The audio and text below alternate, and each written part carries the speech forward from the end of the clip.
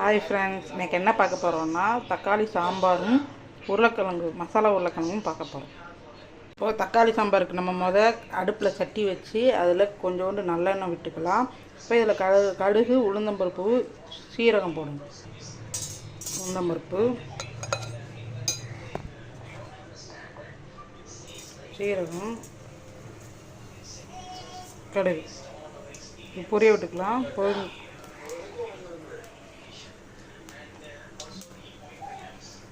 கருவேப்பிலை. இதில் நம்ம வெங்காயம் போட்டுக்கலாம்.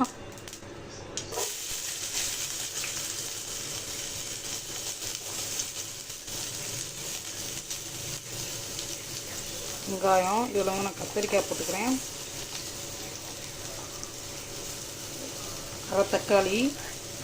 இப்போ நம்ம தக்காளி அரைச்சிருக்கோம், அதனால் இது வதக்கிறதுல அரை தக்காளி போட்டுக்கிறேன்.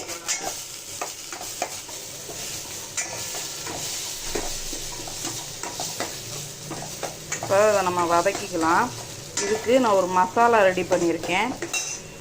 பாருங்கள், இந்த மசாலா அரைச்சிருக்கேன். இதில் என்னென்ன போட்டிருக்கேன்னு பார்த்தீங்கன்னா, கொஞ்சோண்டு தேங்காய், துருவின தேங்காய் ஒரு 3 ஸ்பூன், அப்புறம் 2 ஸ்பூன் பொட்டுக்கடலை, கொஞ்சோண்டு பெருங்காயம், 2 ஸ்பூன் சாம்பார் பொடி, தக்காளி 2 தக்காளி, அது அரை தக்காளி அதில் போட்டிருக்கேன். இதில் 1.5 தக்காளி. இதெல்லாம் நம்ம அரைச்சிட்டு இப்போ இந்த வெங்காயம் வதங்கினதுக்கப்புறம் நம்ம இந்த அரைச்சதை ஊற்றிக்க போகிறோம். இந்த பக்கம் பார்த்திங்கன்னா உருளைக்கிழங்கும் முட்டையும் வேக போட்டிருக்கேன். முட்டை பாப்பாவுக்கு, உருளைக்கிழங்கு மசாலாவுக்கு வேக போட்டிருக்கேன். அது ஒரு பக்கம் பருப்பு, அரை கிளாஸ் பருப்பு தோரம்பருப்பு வேக வச்சு வச்சுருக்கேன். 4 வெள்ளைப்பூடு போட்டு மஞ்சள் பொடி பெருங்காய பொடி போட்டு வேக வச்சு வச்சுருக்கேன். இப்போ நம்ம அரைச்ச மசாலாவை கொட்டிக்கலாம்.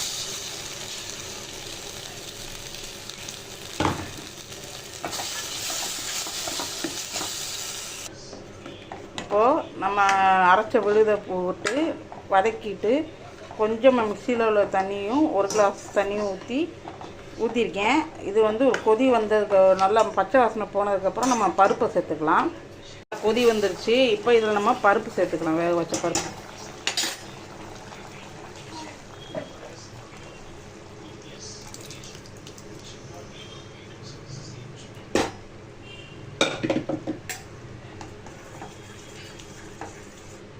பருப்பு சேர்த்து மிக்ஸ் பண்ணிக்கலாம். குக்கர் அலசி நமக்கு 1 கிளாஸ் தண்ணி சேர்த்துருக்கோம். இது நல்லா கொதித்து வரட்டும். கொதித்து கொஞ்சம் கட்டி ஆனோடனே நம்ம இறக்கிக்கலாம். ஃப்ரெண்ட்ஸ், கொதிச்சிருச்சு. குழம்பு கடிச்சு வந்துச்சு. இது போதும். இதில் நம்ம உப்பு போட்டுக்கணும். அடுப்பு கூட்டி வைக்கிறதுக்கு முன்னாடி உப்பு போட்டுட்டேன், அதை நான் எடுக்க மறந்துட்டேன். இப்போது நம்ம மசாலா உருளைக்கிழங்கு செய்ய போகிறோம். அவ்வளோதான், சாம்பார் ரெடி. நம்ம மசாலா உருளைக்கிழங்கு செஞ்சுக்கலாம். இப்போது அடுப்பில் கடாயை வச்சாச்சு, எண்ணெய் ஊற்றியாச்சு.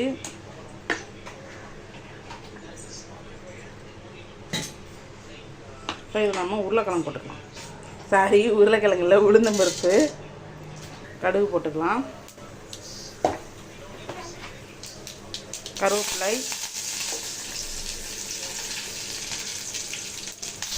இப்போ இதில் வெள்ளைப்பூடு வெங்காயம் பச்சை மிளகாய் போட்டு நல்லா வதக்கிக்கலாம்.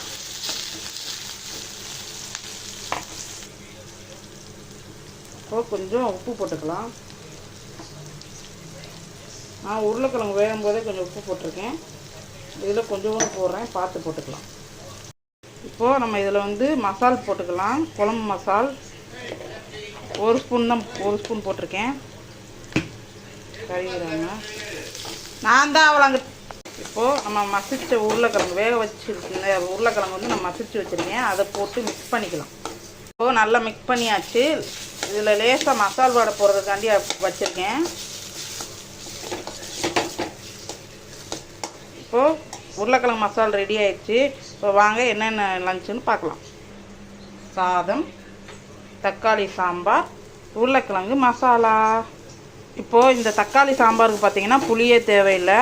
நம்ம அரைச்சி அப்படியே வச்சிடலாம். இது அரைச்சி விட்ட சாம்பார்னு சொல்லலாம்.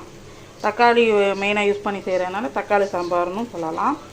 நீங்கள் அவசரத்துக்கு புளி நேரம் ஆயிடுச்சு, ஸ்கூல் லஞ்சுக்கு புளி ஊற வச்சு சாம்பார் வைக்க முடியலன்னா இந்த மாதிரி ட்ரை பண்ணி பாருங்கள்.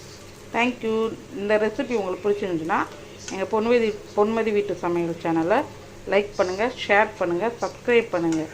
தேங்க்யூ.